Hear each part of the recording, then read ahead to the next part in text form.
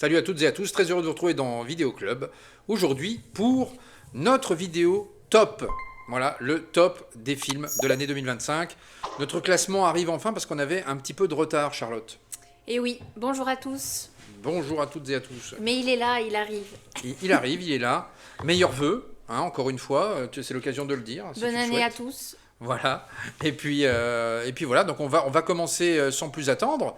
Donc il y a pas mal de choses. Alors on va faire notre top 10 des films de l'année 2025. On reviendra également sur nos déceptions, sur les petits coups de cœur à côté du classement. Voilà, les films un peu ovni aussi que l'on a vus. Donc voilà, on va revenir un peu sur tout ça. Donc je vous propose de vous installer confortablement. On est parti.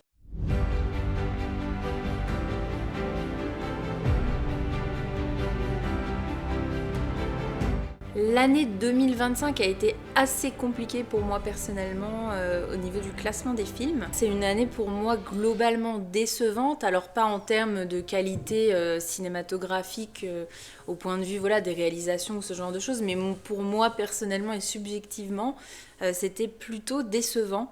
Donc c'est un petit top 10 personnellement pour moi cette année. C'est vrai qu'on n'a pas eu des films non plus vraiment d'une transcendance absolue, en tout cas dans ce qui nous a été donné de voir. Voilà, alors évidemment, on a loupé certains films, il y a certains films dont on ne parlera pas, vous pourrez nous dire dans les commentaires éventuellement si vous avez des recommandations. C'est un classement qui sera évidemment subjectif, que ce soit de ma part ou de la part de Charlotte évidemment, et eh bien on va se lancer dans ce classement, mais c'est vrai que c'était une année quand même assez pauvre en termes de cinéma. Voilà, il y a eu quelques bonnes choses, mais voilà, l'année dernière était quand même un peu plus fournie, j'ai envie de dire. Enfin, l'année dernière, l'année 2024 était un peu plus fournie. Oui, disons qu'on s'est pris beaucoup de claques l'année dernière. Mhm. Cette année, c'est des petites claquettes. Voilà, c'était des petites claquettes comme ça, des petits taquets. Voilà. Mais Bon, personnellement, encore une fois, comme tu dis, c'est subjectif. bien sûr. Et on ne dénigre absolument pas le travail d'un réalisateur et d'une équipe de film. Quand on fait un film, ça prend du temps, de l'énergie, de l'argent. Mhm. Et voilà, on ne dénigre absolument pas. Mais en tout cas, c'est notre opinion personnelle. Et on en sait quelque chose, puisqu'on a assisté à plusieurs tournages sur l'année 2024, dont effectivement on nous a fait remarquer qu'on était dans Il était deux fois, le film, la série sur France 2. Donc si vous voulez nous entreapercevoir, vous pouvez aller à l'épisode 4 voilà, on fait une petite apparition. En tout cas, c'était intéressant parce que ça permet de voir tous les métiers du cinéma en action. Et c'est vrai que c'est pas évident de faire un film ou de faire une série. Il y a beaucoup de gens qui œuvrent et qui travaillent sur le plateau. Et comme tout bon classement, eh bien, nous allons débuter par la 10e place. Et à toi l'honneur, Charlotte, je t'écoute pour ton 10e. À la 10e place, j'ai choisi de mettre le film Companion que nous avions vu au Festival de Gérardmer il y a bientôt un an, 2025 du coup. Mhm. Donc voilà, c'était une bonne surprise. On a eu la chance de ne pas être spoilé du tout, donc de ne pas savoir ce qui allait se passer. Et voilà, c'était un petit film sympa, bon, un petit peu connu hein, en termes Le thème est assez quand même connu, hein, ça a déjà été vu et revu, mais je trouvais que voilà, la proposition était assez originale pour autant, et les acteurs étaient assez sympathiques, donc voilà, il intègre ma 10e place. Et ce Compagnon, bah, j'ai aussi beaucoup apprécié, effectivement, une proposition de cinéma assez intéressante. Mais l'objectif de ce film, effectivement, comme tu le disais, c'est de ne pas se faire spoiler. Donc si vous ne l'avez jamais vu, bah, on va pas vous en dire beaucoup plus, mais voilà, voyez-le. Et c'est vrai qu'on est assez surpris. Et voilà, c'est très bien filmé. La BO est excellente également. Donc voilà, on passe un bon moment. Et c'est aussi l'objectif d'un film, c'est de passer aussi un bon moment. Et là, voilà, on se laisse surprendre par le film. There have been two moments in my life when I was happiest. First was the day I met Josh. I'm Josh. I'm Iris. And the second, the day I killed him. Donc à ma 10e position, eh bien, j'ai choisi d'y placer Bugonia, film de Yorgos Lanthimos que l'on a vu tout récemment. Et encore une fois, voilà, le réalisateur nous propose encore quelque chose d'étonnant, de surprenant, une satire sociale, un délire paranoïaque. Et voilà, et donc ça va jouer sur les peurs d'un tas de choses. Alors on peut pas vraiment raconter le film parce que sinon on va spoiler, mais c'est vrai que c'est encore une fois une proposition surprenante. Il y a des scènes totalement absurdes, et jusqu'à un dénouement final qui est complètement délirant également. Et on passe aussi un bon moment. Alors il y a quelques petites longueurs, les acteurs jouent extrêmement bien. On va retrouver la muse de Yorgos Lanthimos, Emma Stone, et Jesse Plemons qui joue aussi formidablement bien dans le film. Donc voilà, c'est un film surprenant et encore une fois c'est une expérience de cinéma et c'est ça que vous savez, j'en parle souvent des expériences de cinéma et c'est ça que moi j'aime au cinéma, c'est de vivre des expériences. Bugonia en est une. Voilà, donc ça m'a surpris, je me suis laissé embarquer dans cette histoire, une histoire totalement rocambolesque et voilà, donc j'ai apprécié, donc il mérite pour moi effectivement sa 10e place. J'ai dû expulser d'ailleurs un film parce que je l'ai vu récemment et du coup voilà, il y en a un qui est sorti du classement, un autre qui est rentré, donc voilà, Bugonia pour moi à la 10e place. Je sais qui vous êtes. Je sais ce que vous êtes. Je vous connais aussi. Nous passons à la 9e place, Charlotte. Qu'en est-il ? Alors, la 9e place, j'ai choisi de mettre... Alors, je choisis, parce que je suis en train de changer au moment où je vous parle. J'ai choisi de mettre The Ugly Stepsisters. Qu'on a vu aussi récemment. Qu'on a vu récemment chez Cédric. C'est vrai, on l'a vu ensemble. Bon, lui, il a dormi, mais il a le droit, il l'avait déjà vu. Il l'avait déjà vu 4 fois, en plus. Et alors déjà, l'édition est absolument incroyable, hein, parlons-en. Tu mettras une petite photo pour ceux qui ne l'ont pas vu. Elle est la superbe édition de SC. Donc rien que pour ça, ça méritait d'être vu. Donc on voulait absolument rattraper ce film avant de faire le classement. Alors bon, j'aurais peut-être aimé qu'il se passe un petit peu plus de choses finalement. Mais bon, c'est vraiment très bien fait et dérangeant. Voilà, par exemple, c'est un film que moi, je ne reverrai pas personnellement. Parce que voilà, passer le choc du premier visionnage, je pense que voilà, on a tout dit. Mais il est vraiment très bien fait et dérangeant justement. L'ambiance, l'ambiance scandinave est vraiment très sympa. Donc voilà, c'est un body horror à la Cendrillon revisité. Oui, c'est ça. Et qui est vraiment très bien fait et qui joue bien son rôle quoi, de dégoût et de choc. Pour l'originalité de cette réadaptation, je le mets en 9e position. Ah bah, c'est un beau choix, effectivement. Alors moi, sur ma 9e place, qu'ai-je mis ? Ah, j'ai mis Excite 8. Alors ça aussi, c'est un film extrêmement surprenant. Et j'ai beaucoup aimé l'expérience. Alors c'est tiré d'un jeu vidéo que je ne connaissais pas pour le coup, mais le film vaut son pesant d'or et voilà, on va se retrouver effectivement une histoire un petit peu, j'ai envie de dire, un peu à la 4e dimension. Voilà, une personne qui va se retrouver dans un couloir de métro et qui ne va pas réussir à trouver la sortie. Et en fait, il va devoir essayer de trouver la sortie. Pour trouver la sortie, il va chercher, en fait, il va tourner en boucle comme ça et il va chercher des anomalies, des trucs qui paraissent étranges dans ce couloir de métro. Et par rapport à ça, il va pouvoir avancer ou alors rester sur place et continuer en boucle. Alors, il va y avoir des trucs qui vont se passer, évidemment, hein, mais c'est très anxiogène. Il y a vraiment, ça fait penser un peu au film Cube, peut-être quelque part. Cube, qui était vraiment excellent, de Vincenzo Natali, si je ne m'abuse. Et donc voilà, un film surprenant, voilà, que j'ai vraiment aimé. L'atmosphère aussi, il y a une atmosphère qui se dégage, la musique, des bruits, de l'ambiance, et puis les acteurs qui jouent aussi tous bien.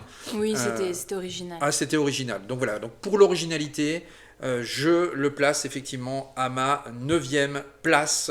Donc Excite 8, que je vous recommande, qui va sortir en Blu-ray sur le mois de février, me semble-t-il. Alors c'est dommage, c'est pas du 4K, mais en tout cas, il sort quand même une sortie physique en Blu-ray. Donc on va passer à ta 8e position. J'ai fait un bazar. T'as fait un bazar. Comme les concours en live.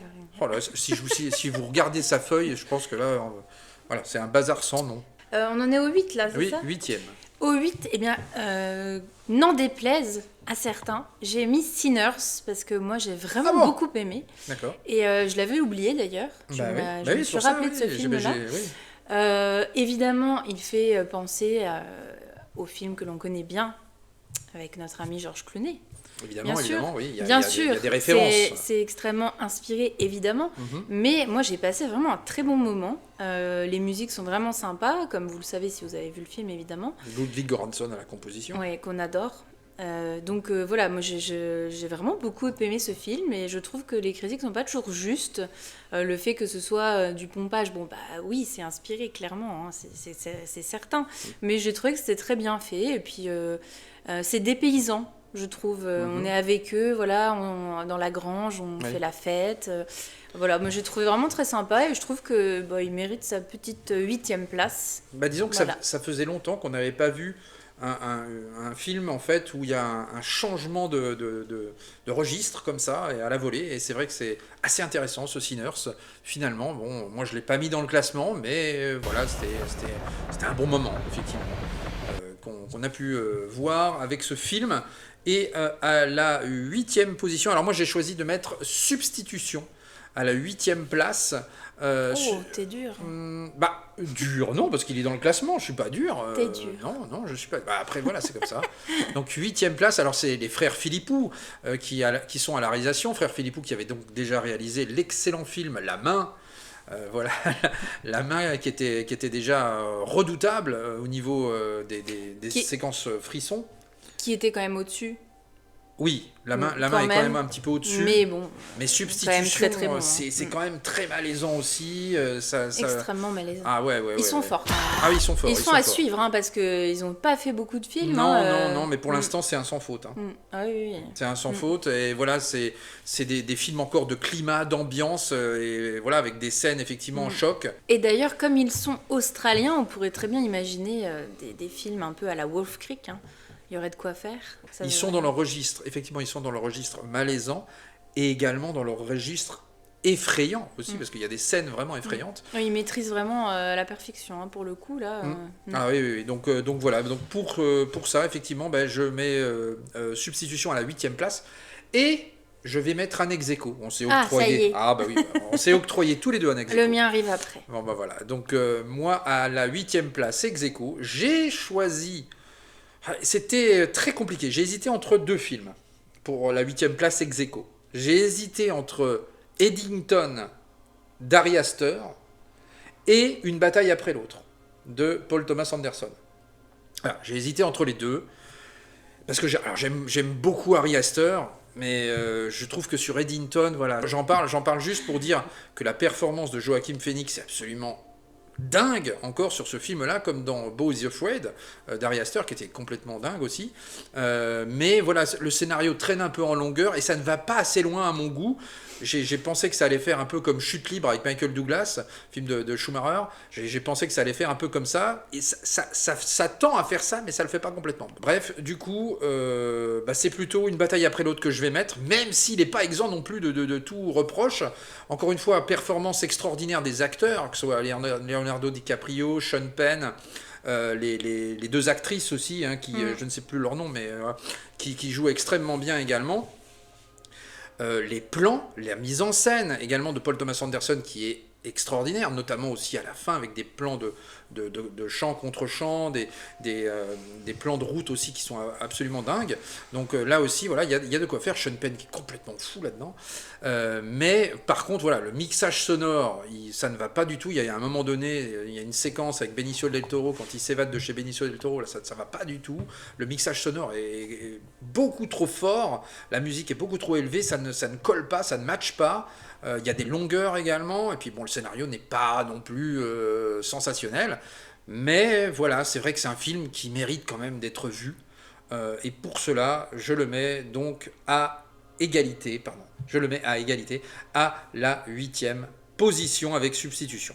Voilà, et nous en sommes à la 7e place, Charlotte, on y va. À la 7e place, j'ai mis mon ex-aequo, Bugonia et Mickey 17.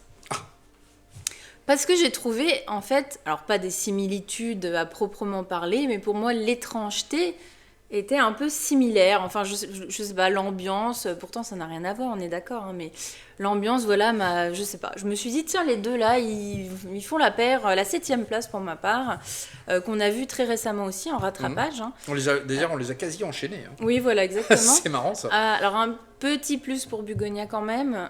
Emma Stone est toujours exceptionnelle. Hein. Il y a, de toute façon, voilà. Ouais. Moi, j'aime beaucoup ce réalisateur, même si là, j'ai trouvé des longueurs au milieu. Hein, vraiment, beaucoup de longueurs au milieu et beaucoup de dialogue. Mais en même temps, c'est une proposition originale pour réfléchir. Voilà, c'est un peu ce que tu disais tout à l'heure. Hein. Voilà, pour réfléchir. Et puis, en fait, j'ai été vraiment surprise jusqu'au bout du film. Ah oui. Et c'est ça que j'ai adoré, en fait. Vraiment me dire, waouh, ah oui, ok. D'accord. Et c'était vraiment bien fait. Pour le coup, voilà, on s'y attend oui et non, mais en fait, c'était très bien fait, j'ai trouvé. Et c'était drôle. C'est un film Il y avait... qui nous mène un peu en bateau. Oui, voilà, il y avait beaucoup d'humour, en fait. Ouais, c'est L'humour un peu pince sans rire, qui est pas forcément... voilà, on n'éclate pas de rire, mais c'était vraiment drôle et puis gênant, étrange. Et un peu caricatural, en fait, hein, un peu exprès, du coup, hein, pour réfléchir à beaucoup de sujets de société. Et notamment voilà, l'aliénation des hommes par rapport à la société actuelle et le monde actuel. Et donc voilà, j'ai trouvé ça vraiment très sympa. Et Mickey 17, pareil, des longueurs, malheureusement, moi ça va beaucoup revenir, hein, le côté longueur. Alors je ne suis pas contre voir un film très long. Sauf que là, je trouve qu'en fait, ça revient beaucoup. Hein. Les longueurs, Mickey 17 au milieu, pareil. Hein.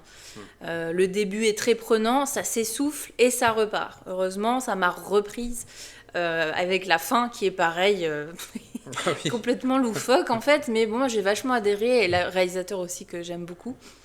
Donc voilà, pour moi, ils sont un peu à égalité, à la 7e place. Il y a un petit côté Starship Trooper, maintenant que j'y pense, dans Mickey 17. Oui, puis même moi, ça m'a fait penser aux personnages. Ah, Snowpiercer. Ouais, avec les classes différentes. Ah oui. Un Aussi, petit côté comme ça. Un petit peu.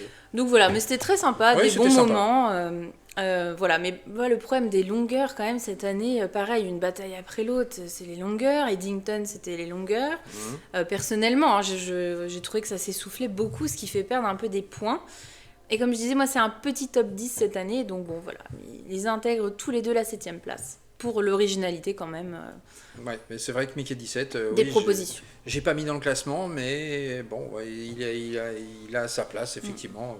Et puis le film est réalisé par Bong Joon-ho, hein, à qui l'on devait évidemment des films comme Parasite, The Host, voilà, qui était excellent. Et puis Memories of Murder, que je ne t'ai pas encore fait découvrir, qu'il faut que je te fasse découvrir. J'ai pas vu. Parce que ça, c'était excellent aussi.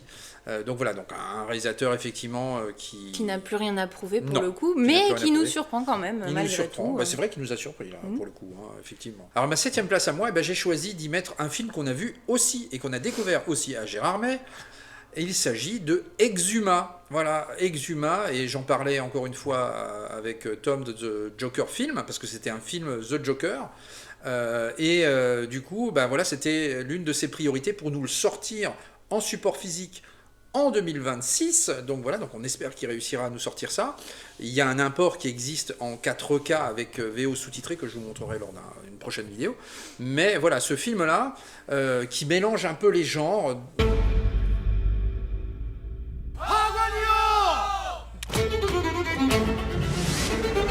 Donc, dans un registre horrifique, fantastique et...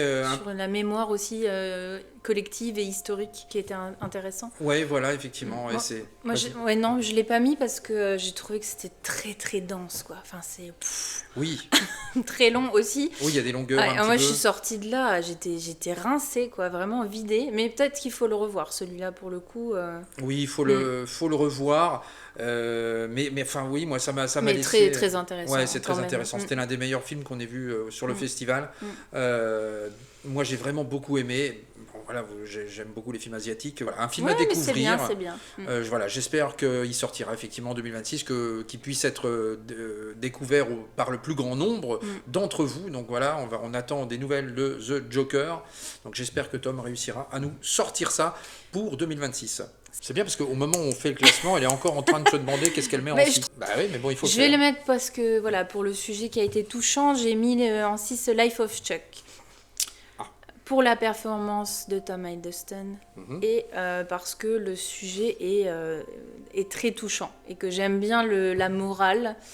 Voilà, le fait qu'on vive, même après notre disparition, à travers les autres que l'on a touchés, mais pas seulement, même croisés.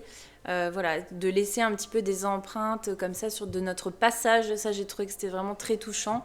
Mais encore une fois, le film en récit un peu inversé, pour moi ça m'a un petit peu dérangée pour suivre l'histoire. Et j'aurais voulu plus d'émotion en fait.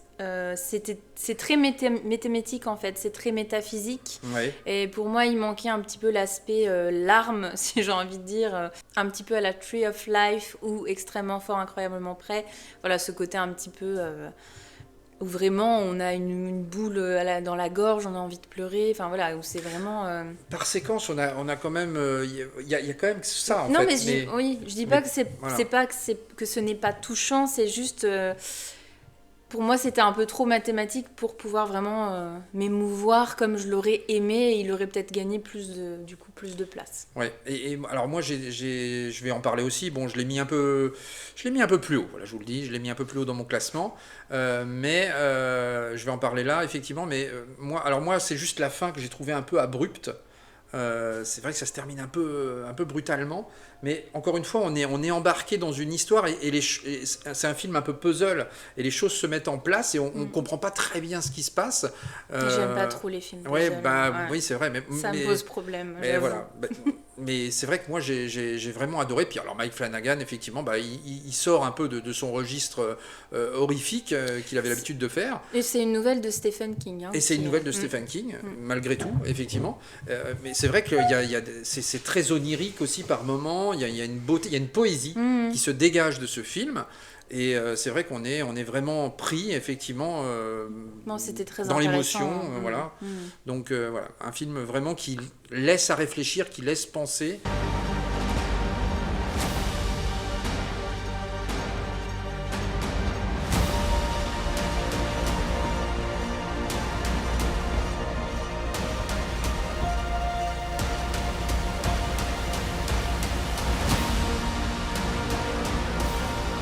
À ce moment précis, je suis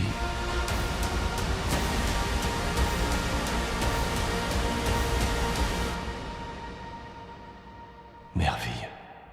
On en était à quel Au niveau? 6. Au 6. Donc à mon 6, alors mon 6, j'ai mis Compagnon, moi pour le coup, en 6e place.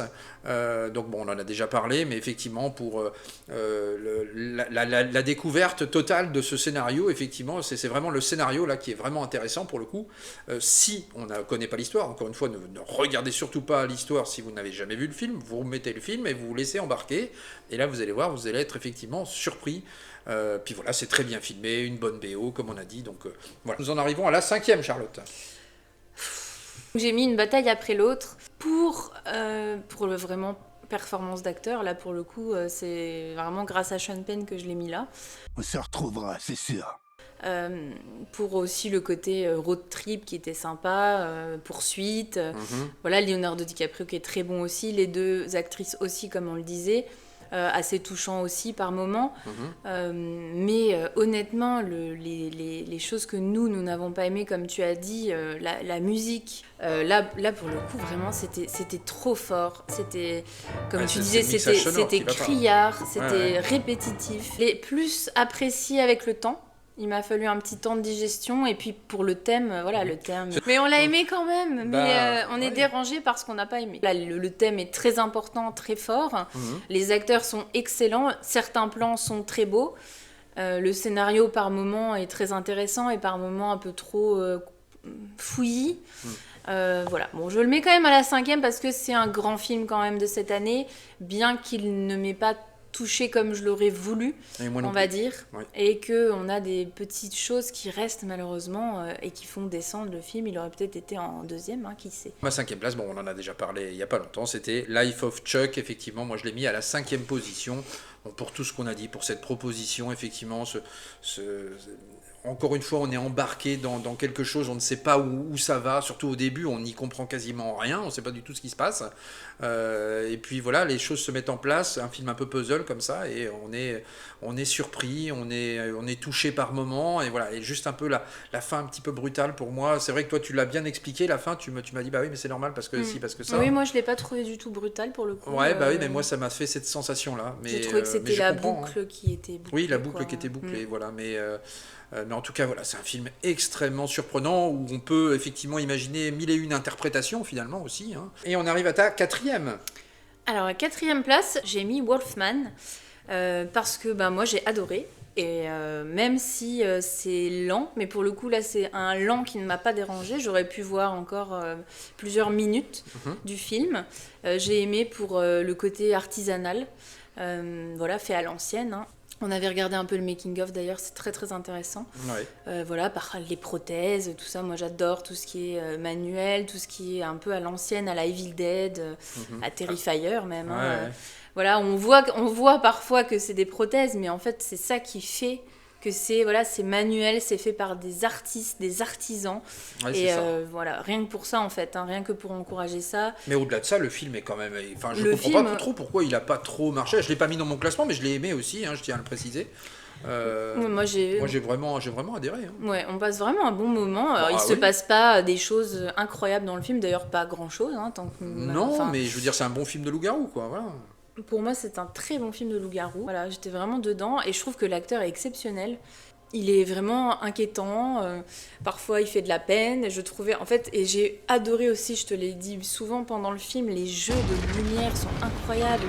Quand il est tapis dans l'ombre de la maison, Ah oui, dans les petits oui, recoins. Il y a un vrai c'est travail sur la lumière. Oui, et c'est effectivement. une angoisse qui n'est pas fait de jump scare. Et moi, j'aime bien quand c'est une ambiance pesante. Mais c'est pas, ah tiens, je fais du bruit, tu sursautes. Mhm. C'est l'atmosphère. Et c'est le personnage et le lien avec sa famille, tout ça, c'est super triste en fait. Et Parce les- qu'il disparaît petit à petit et c'est démontré sur son corps et qu'il il périt, il dépérit Et en c'est- fait. L'originalité de faire de cette transformation un départ d'une maladie. En fait, Mhm. ça c'était original Ah oui, aussi, c'est vrai que c'était une original, ça, infection, le un peu traitement comme du- les zombies quoi. Ouais, mais, ouais, tout à fait. Ouais.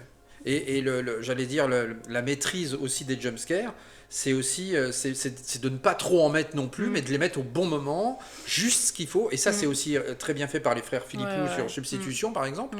Et Wolfman, bah, c'est pareil, c'est vraiment très dosé, c'est très bien fait.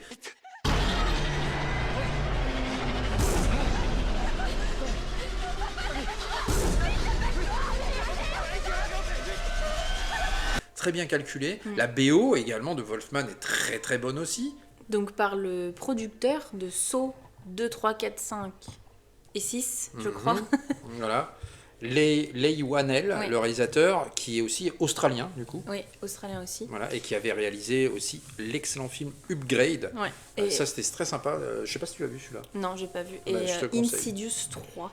Bon, moi, j'ai vraiment beaucoup aimé ce film. Dites-moi si vous l'avez aimé aussi, parce que j'ai pas entendu de super critiques autour de moi. Donc, Bah ouais, mais c'est vrai que moi Mais non plus, moi je nous, on le comprends pas très défend. bien. Je sais pas trop ce qu'on lui reproche à ce film-là, mais en tout cas, voilà, c'est vrai que c'est un film où on passe encore une fois. mais chacun ses goûts. Chacun ses goûts. On passe un bon moment, et puis voilà, les séquences sont bien faites, voilà, très bien filmées. Donc voilà, il avait fait aussi Invisible Man d'ailleurs également, récemment, pardon.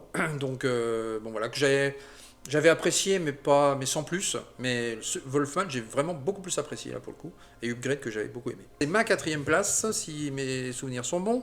Et à la 4e place, j'ai mis Évanoui. Voilà, Évanoui à la 4e place, parce que ça, effectivement, c'est un film aussi que j'ai beaucoup aimé. Un film, encore une fois, puzzle. Et là, encore une fois, on se laisse embarquer et surprendre dans le film. On ne sait pas du tout... on est face à un événement au départ. Effectivement, des enfants disparaissent. Et on va effectivement mener comme ça une enquête sous forme, en suivant en fait différents personnages. Et on va découvrir petit à petit, les choses vont se mettre en place, vont s'emboîter les uns derrière les autres. Il va y avoir des séquences extrêmement surprenantes aussi. C'est très bien réalisé aussi, une BO parfaitement maîtrisée aussi. Donc j'ai beaucoup aimé Évanoui. Cette histoire est une histoire vraie qui s'est passée ici dans ma ville. Beaucoup de gens sont morts de façon vraiment étrange dans cette histoire. Mais vous ne trouverez jamais rien dans les journaux. On parle de 17 gamins d'une même classe qui disparaissent. Voilà, donc c'était une belle surprise de cette année 2025 et mérite très largement la 4e place. Voilà, il y a des séquences qui font aussi bien flipper. Il y a Josh Brolin aussi qui est excellent dans le film. Et cette actrice, je ne sais plus comment elle s'appelle, qu'on aime bien aussi. Gladys. Ah non, l'actrice. Bah, c'est l'actrice de Wolfman. Ah bah c'est l'actrice justement. de Wolfman. Julia Garner, effectivement, voilà, qui est excellente aussi. Qui était dans Wolfman. Qui est dans Wolfman aussi, effectivement. 2 films cette année pour elle. Exactement. Non, 3, Les 4 Fantastiques. Ah oui, c'est vrai qu'elle est aussi dans les 4 Fantastiques. On va dire, c'est décidément. donc voilà, c'est une grosse année pour cette actrice, mais qui joue très bien, effectivement. Elle joue le rôle d'une prof.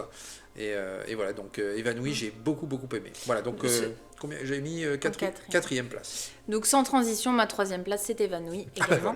Voilà. Je l'ai mis en 3. Il aurait pu gagner une place. parce que moi, comme je disais, les narrations fragmentées me dérangent un petit peu parfois. Là, c'est pas dérangeant parce que c'est différents points de vue de différents personnages qui apportent des choses à l'histoire. Ah oui. Mais du coup, trop de longueur à cause de ça, pour moi, personnellement, au début. Et chaque personnage n'est pas aussi intéressant. Mais bon, ça n'enlève pas le grand final avec cette actrice incroyable qui fait Gladys. Je ne sais plus comment elle s'appelle. Ah oui, alors là, oui. Ça, absolument incroyable. Ouais. Toujours dans le top 3 du classement, mais cette fois-ci pour ma part, eh bien, j'ai choisi d'y placer un film que tu n'as pas vu parce que tu es un peu mal à l'aise avec la 3D au niveau malheureusement. Malheureusement. Parce que j'adore, mais ça me fait des maux de tête pas possible. Donc voilà, donc ça c'est un petit peu dommage effectivement, et vous aurez compris de quoi je parle puisque on va parler de 3D avec Avatar 3, qui était une expérience absolument dingue. Encore une fois, James Cameron a mis le palier encore une fois au-dessus d'Avatar 2. Et au niveau du scénario, et au niveau des visuels qui étaient déjà fous sur Avatar 2 et le 1, n'en parlons pas. Mais en tout cas, voilà, Avatar 3, donc, qui va jouer beaucoup plus sur les émotions des parents, notamment. Et voilà, il va y avoir des décisions, des choix à prendre. Et il y a des séquences qui sont assez fortes, quand même, du point de vue scénaristique, juste, pur. Voilà. Et au-delà de ça, évidemment, vous avez l'expérience 3D que j'ai pu vivre avec l'ami Shakib, qu'on salue, puisqu'on l'a vu en 4DX. Et là, c'était complètement fou. Alors là, je me suis dit, voilà, moi, c'était ma première expérience 4DX, et je me suis dit, s'il y a un film à voir en 4DX, bah, c'est bien celui-ci. donc voilà, donc là, j'en ai pris plein les yeux, plein la tête, voilà, du vent, du souffle, de l'eau, de tout ce qu'on veut. Et puis surtout, la 3D, mais la 3D, elle est magnifiée par les caméras de James Cameron, et le film dure 3h15 ou 16. Je ne les ai pas vus passer. J'aurais pu rajouter 3 heures de plus, je te jure, ça ne m'aurait pas dérangé.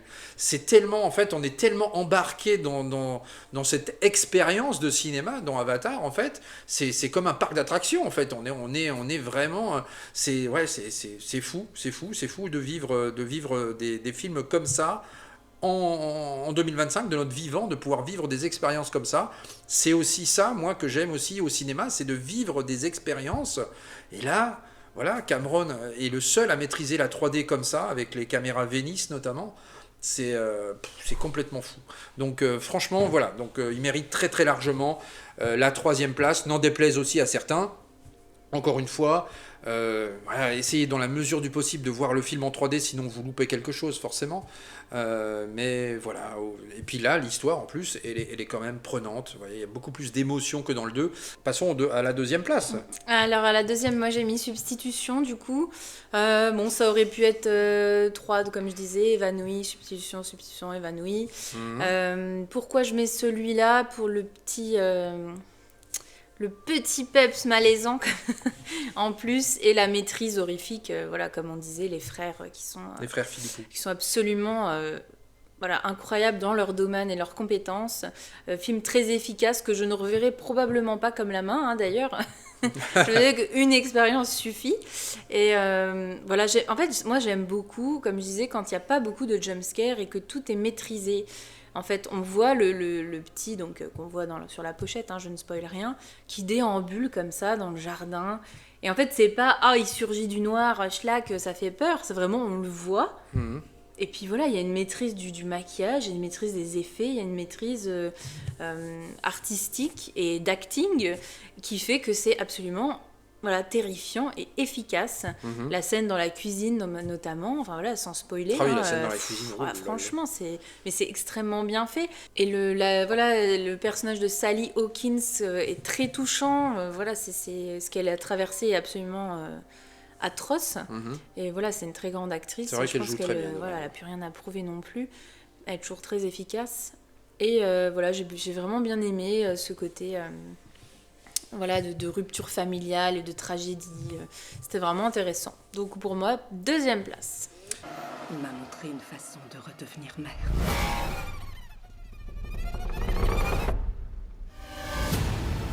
Très bien, très bien. Nous passons à ma 2e place avec, eh bien j'ai choisi d'y placer le Frankenstein de Guillermo del Toro.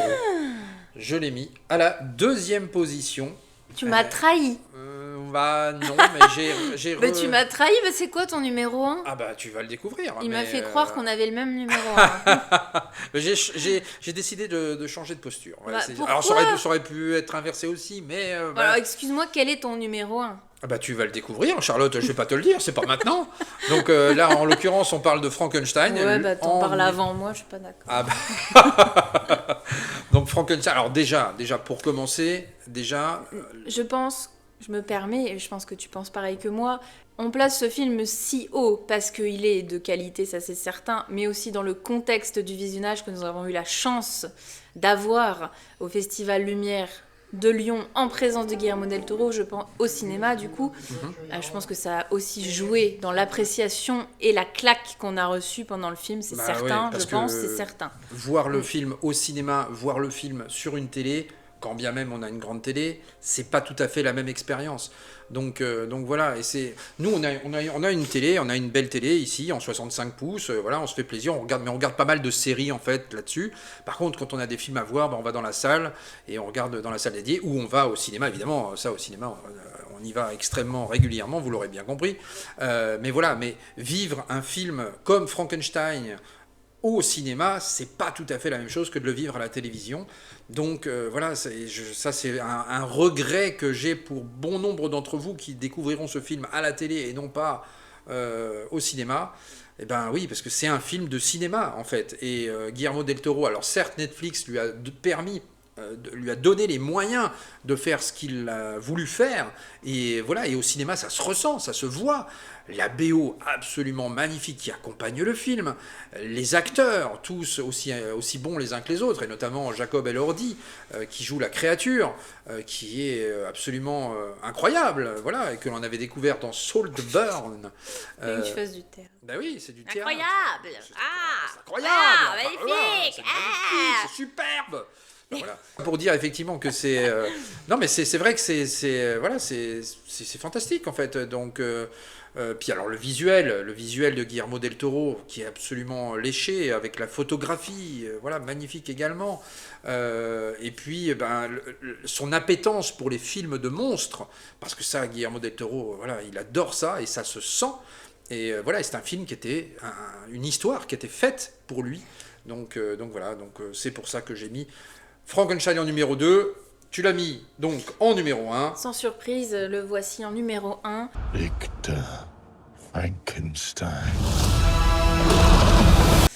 Pour les émotions qu'il m'a procurées et puis voilà tout ce que tu viens de dire, la photographie de Guillermo del Toro, il est tellement doué, les décors faits main, des vrais décors, le 0,2% de CGI dans le film, le travail d'artisanat, le travail d'artiste, le jeu des acteurs, Jacob Elordi, Oscar Isaac, Christophe Waltz, que j'ai retrouvé dans ce que j'aimais le plus chez lui, dans son essence vraiment d'acteur compétent, les personnages, aussi. Voilà, le jeu des couleurs, des lumières, le côté gothique et en même temps chromantique. Voilà, c'est ça. Ouais.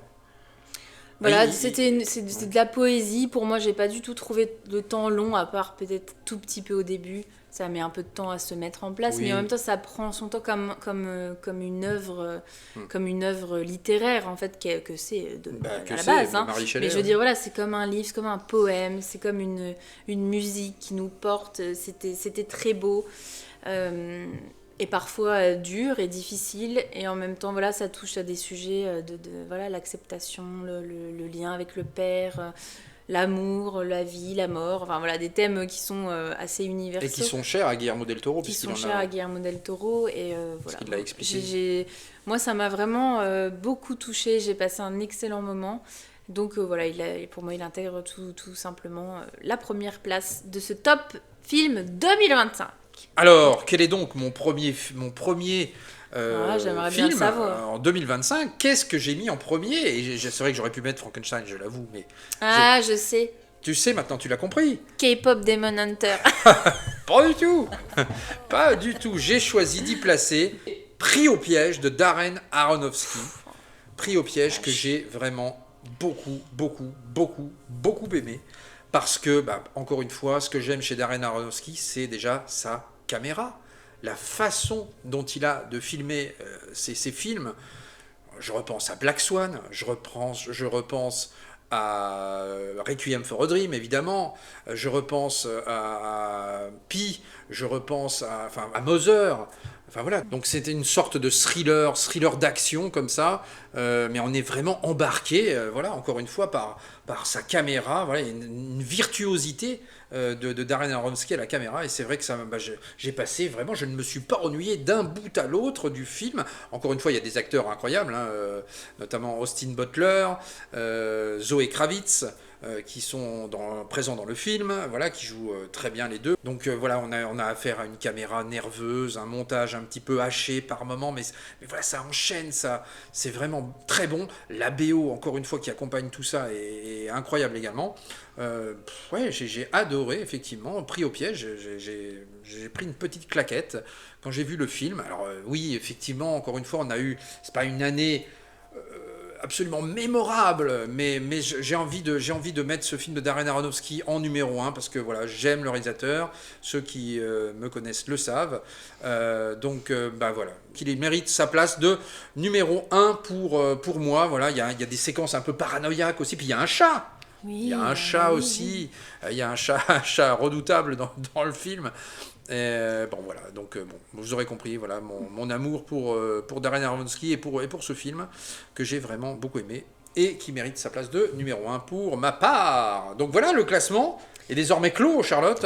Oui, très rapidement, les petites mentions spéciales. Moi, je mettrais Azrael, qu'on avait vu aussi au Festival Gérardmer, qui était une bonne surprise. Allez. Together, qui était quand même extrêmement bien fait, mais moi, la fin a gâché. C'est vrai, moi le la fin film, aussi, pareil. malheureusement. Ouais. Parce que je pense qu'il aurait déjà non seulement été dans le classement, mais bien placé, parce que c'est très très bien fait. Et les deux acteurs jouent très très bien, Dave Franco. Je ne sais plus le nom de sa femme dans la vraie vie d'ailleurs, c'est pour ça qu'ils ont autant d'alchimie. Ah ouais, c'est pour ça qu'ils ont dans autant le d'alchimie, film. Mais Et ouais, la fin m'a gâché un ouais. peu malheureusement le plaisir. On peut faire un petit clin d'œil au film Else, qu'on a vu aussi, Ouais. film français, qu'on a vu également au Festival du Gérardmer, parce qu'il y a une espèce de petit lien comme ça entre Très toutes les heures. contemplatif, hein. Oui. Pour le coup c'est très spécial Else, mais alors pour la façon dont c'est fait, c'est extrêmement bien fait, hein. On avait vu une conférence sur les effets spéciaux, notamment de ce film, Ouais. et en fait les textures sont extrêmement bien faites. Si vous voulez une expérience de cinéma français, Bah voilà. allez-y. Allez-y. Le problème, c'est que... Ah oui, il n'est pas sorti Non, celui-là. voilà. mais Où est dommage. passé Else en support physique, s'il vous plaît. Voilà. Dommage. Il n'y a pas de support physique sur Else. On Bah, peut le c'était trouver, quand je crois, même, sur des plateformes de streaming. Mais C'est quand même spécial. c'est quand même spécial. Mais enfin, Mais bon, ça ouais, mériterait une ça sortie. mérite d'en quoi. parler, quoi. Ça mérite d'en parler, voilà. Avec un petit coup de pouce sur ce film-là, les gens seraient peut-être intéressés. Donc Else, effectivement, c'était sympa. Donc voilà. Présence de Soderbergh, que j'avais quand même beaucoup aimé. Voilà, où Oui, c'était original. Ouais, c'était assez original, où on prend la place du fantôme, un film de fantôme, mais on est à la place du fantôme et on voit ce que le fantôme voit. Et du coup, ça donne un petit cachet au film. c'était C'est sympa. Novocaine, c'était sympathique. Oui. Bon, voilà, on peut citer aussi Dragon. Voilà, Dragon, c'était une belle Ouais, adaptation. alors oui, on l'a pas mis parce que l'animé était déjà excellent en lui-même, mais le film est extrêmement bien réalisé, même s'il reprend toute la trame de l'animé, il est vraiment très bien fait. Ouais, c'était La musique est très belle. la musique de BO Voilà, de c'est un John Powell. c'est un très bon film, mais bon, pour le coup, on se dit pourquoi, parce que l'animé était déjà très bien. Mais en qualité de réalisation, très très bon film aussi, très bien fait. Oui, voilà, donc c'était quand même très bien fait. Baby Girl, voilà, que j'avais relativement apprécié, mais bon, voilà, c'est pas non plus un chef-d'œuvre, mais bon, voilà, il y a quelque chose, des petits trucs à retenir là-dedans.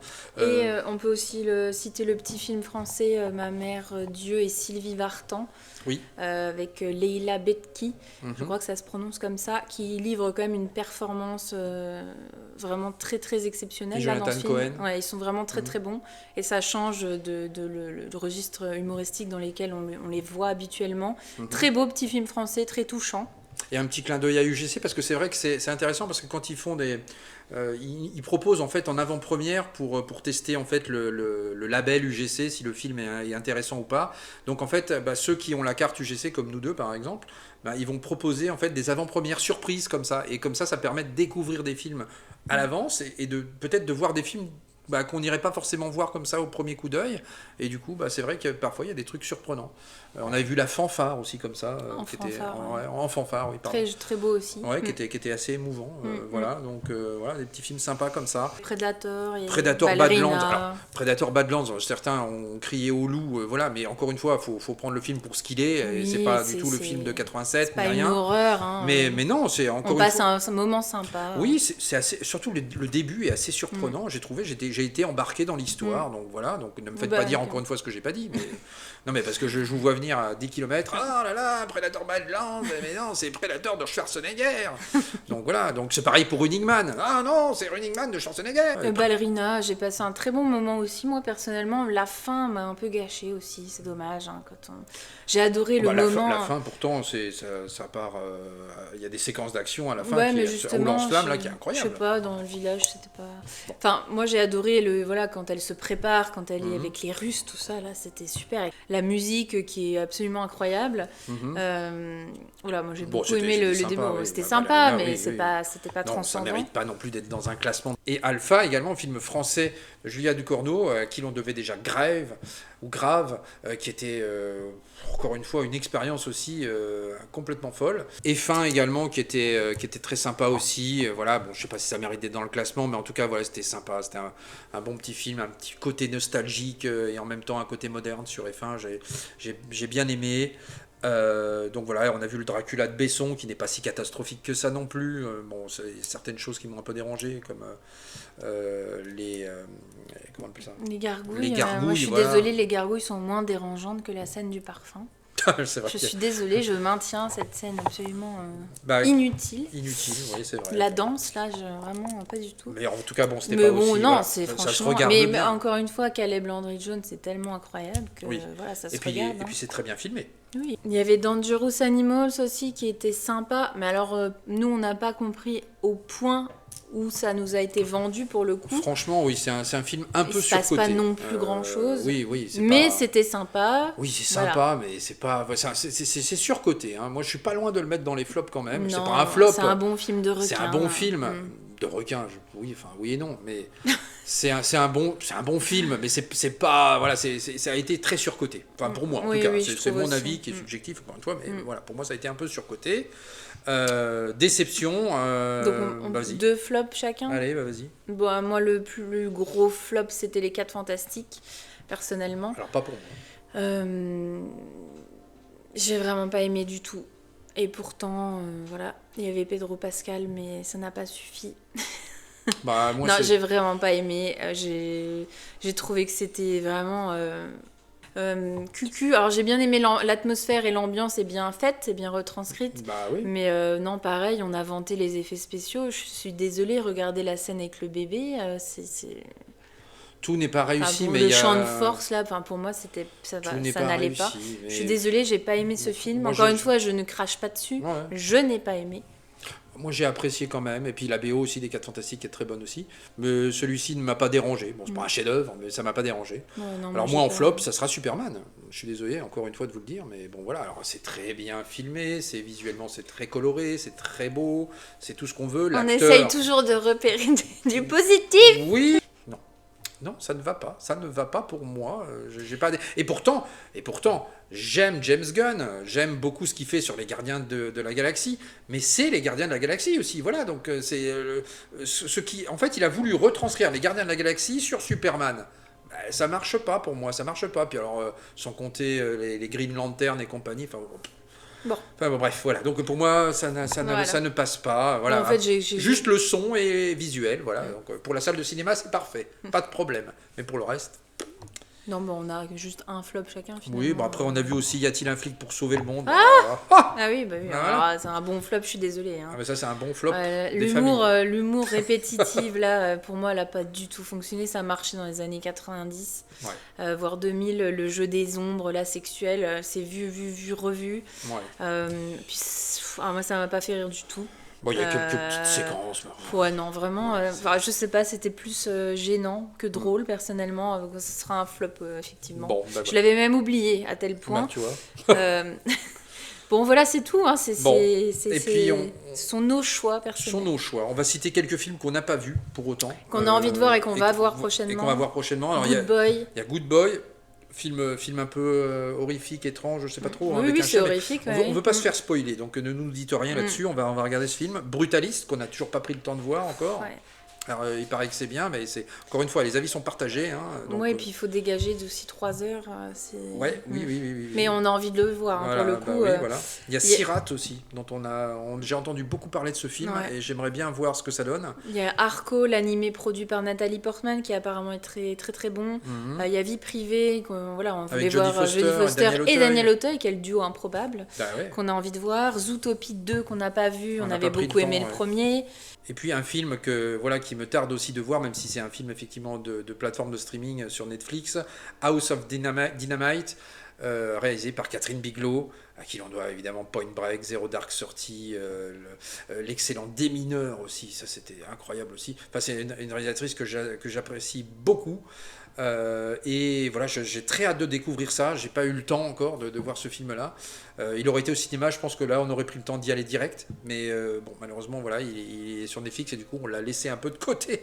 Mais il faut le rattraper. Donc voilà pour notre top film 2025. N'hésitez pas à nous donner le vôtre dans les commentaires. Et puis merci de nous avoir suivis. Bah oui, merci de nous avoir suivis, effectivement. Donnez-nous votre retour, ça fera toujours un plaisir d'échanger avec vous. D'ailleurs, on attend ton retour également sur les plus belles éditions support physique de l'année, Charlotte. Tu dois nous dire un petit top 3 ou quelque chose.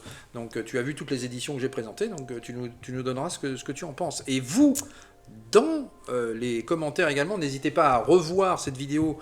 Voilà, qui est quelque part ici, là. Voilà, donc vous pouvez aller dessus et voter. Voter, vous avez jusqu'au 15 janvier pour voter. Et donc nous, on a donné notre classement avec Shakib des plus belles éditions collector support physique de l'année 2025. Charlotte, tu mettras un petit commentaire, tiens, pour nous dire, ah bah oui, voilà. Et comme ça, eh bien, je ferai un résumé et je donnerai le classement de vous, en fait, de votre part. Et donc, on contactera l'éditeur pour lui dire, bah voilà, qu'il a été plébiscité par vous. Voilà, pour la plus belle édition support physique de l'année. Voilà, je ferai un petit classement, je vais faire les 3 premiers. Donc le petit pouce qui fait plaisir, l'abonnement si ce n'est pas déjà fait. Et on se retrouve très vite pour la suite des aventures. Et encore une excellente année à tous. À tous et à toutes. Ciao. Salut! Alors, à la 10e place, Mais encore. Tu l'as aimé aussi, le film? Ouais, je l'ai aimé, ça ressemble un peu à... Voilà, mais bon. D'effrayer...